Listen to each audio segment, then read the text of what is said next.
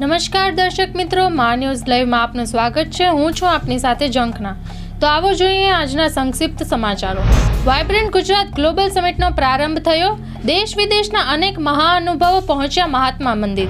ગાંધીનગરમાં રોડ બંધ કરાતા સેક્ટરો વચ્ચેનો આંતરિક વાહન વ્યવહાર ખોરવાયો। દરિયા પર બનેલો ભારતનો સૌથી લાંબો અટલ બ્રિજ તૈયાર થયો।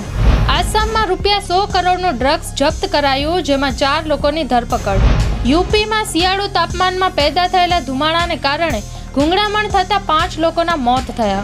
ગુજરાતમાં કડકડતી ઠંડી વચ્ચે કમોસમી વરસાદનું આગમન। પંચમહાલ, દાહોદ અને સુરતના અનેક વિસ્તારોમાં વાદળછાયું વાતાવરણ। 2019ની છેલ્લી વાઇબ્રન્ટ સમિટમાં 15 કન્ટ્રી પાર્ટનર હતા, ત્યારે 2024માં આંકડો વધીને 36 પર પહોંચ્યો।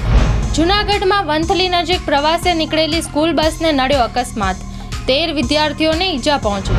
ચકલાસી નજીક ટ્રકમાં હેરાફેરી કરાતો ₹58.34 લાખનો દારૂ ઝડપાયો। માંગરોળ તાલુકાના નવાપુરા ગામે લાકડાના ગોડાઉનમાં લાગી આગ।